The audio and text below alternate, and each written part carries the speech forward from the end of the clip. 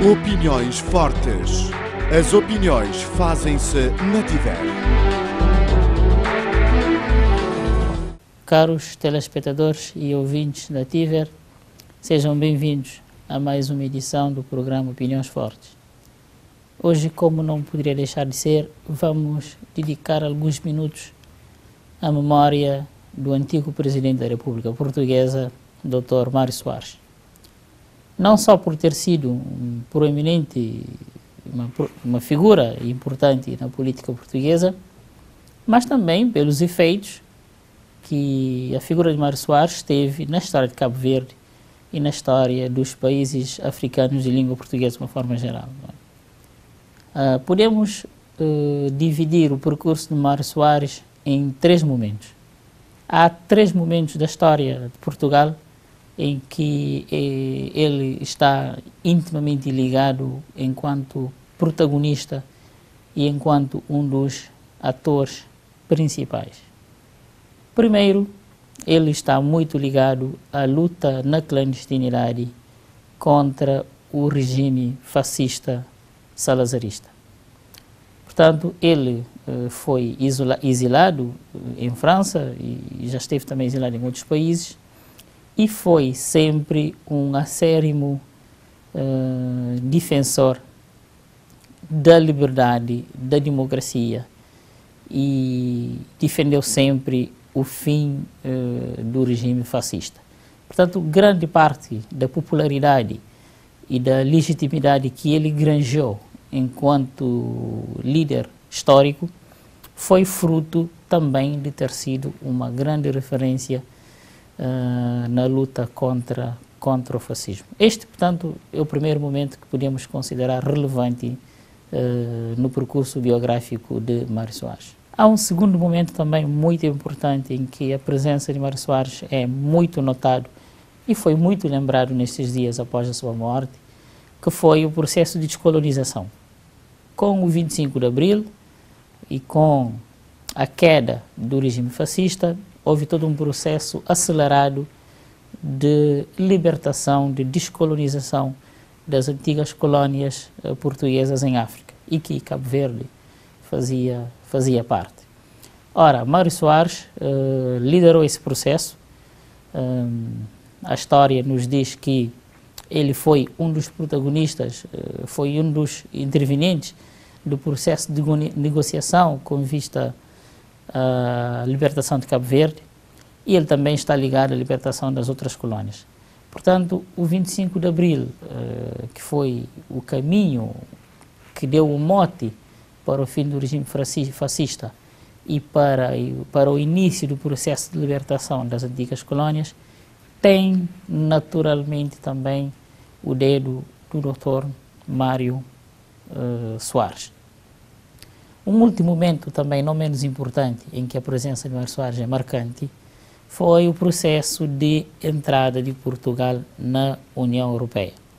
Portanto, Portugal entrou na União Europeia na década de 80, meados da década de 80, e foi Mário Soares, então dirigente português, que assinou os termos do tratado que deu entrada de Portugal no leque dos países que aderiram à União Europeia nesta altura.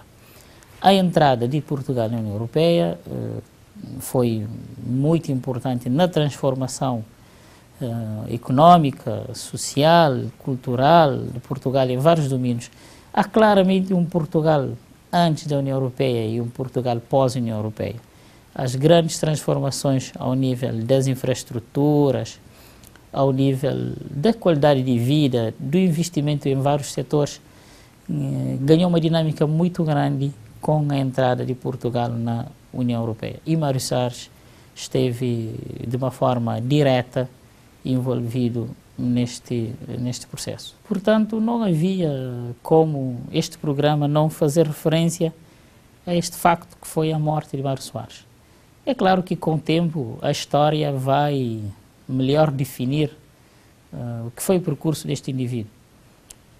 Paralelamente, nós podemos também ter em conta que uma outra figura portuguesa, quase, diria, contemporânea de Mário Soares, foi Álvaro Cunhal, então líder do Partido Comunista, também foi uma personalidade relevante na mesma época. E, contudo, o comunismo não teve o percurso que se esperava e não alcançou o poder em Portugal. E a figura de Mário Soares foi muito importante. Com a criação do Partido Socialista, ele conseguiu criar uma força próxima dos ideais ocidentais e teve apoio do Ocidente de uma forma geral, que não queria a influência comunista às portas da Europa Ocidental. Portanto, Mário Soares travou batalhas interessantes com Álvaro Cunhal. O Partido Socialista se consolidou por ter uma linha ideológica mais pró-europeia, mais pró-capitalista do que o Partido Comunista, mas eu colocaria Álvaro Cunhal no mesmo patamar de Mário Soares, embora este teve uma vida longa ao nível da política, o que lhe permitiu também, enquanto dirigente, como primeiro-ministro, como presidente da República, fazer um percurso mais mediático e mais notável que Álvaro Cunhal. Mas foi, sobretudo, o triunfo de um sistema, o triunfo de um modelo, e os portugueses rejeitaram o modelo comunista e optaram por um modelo mais capitalista, liderado pelo Partido Socialista então e por Mário Soares. Bom, voltando à nossa realidade, a segunda questão que eu trago aqui hoje é uma notícia que saiu há poucos dias, aliás, uma intervenção pública do Sr. Ministro do Desporto, em que o mesmo anuncia que a Câmara do Turismo, através de recursos do Fundo Turístico Cabo-Verdiano, patrocinou a participação da seleção de voleibol americano numa competição internacional. Ora, parece-nos ser estranho o Estado de Cabo Verde financiar uma seleção estrangeira. É algo estranho que nós não conseguimos perceber sem ter os elementos mais detalhados sobre o mesmo.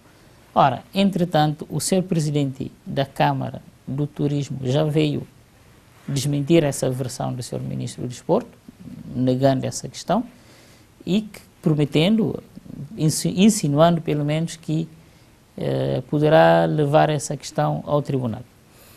Bom, portanto, num momento em que se discute muito a questão da transparência na gestão dos fundos públicos, quer o Fundo do Turismo, o Fundo do Ambiente, estamos a falar de fundos que estiveram na agenda durante todo o debate político nas últimas eleições autárquicas. O atual governo teve todo um discurso de clarificação, de transparência e de definição de critérios claros no uso dos fundos públicos. Portanto, é importante que essa questão se clarifique o mais rapidamente e que as estratégias e os modelos de gestão dos fundos sejam clarificados o mais rapidamente, de forma a que tudo se dê de uma forma clara. Por último, queria deixar aqui boa sorte e sucesso à seleção de Cabo Verde, que vai jogar nos próximos dias com a seleção de Marrocos. Aqui é importante realçar que será uma seleção, sobretudo, de jovens que jogam em Cabo Verde. É importante ter em conta que a Seleção Nacional de Futebol vive cada vez mais de futebolistas com experiências lá fora, mas também é importante ir introduzindo, e a seleção deve ser uma montra de afirmação também de novos talentos. Por isso, desejo uma boa sorte neste jogo nos Marrocos, e é com isto que termino, desejando a todos os telespectadores e ouvintes deste programa votos de boa semana. Opiniões fortes. O elenco semanal.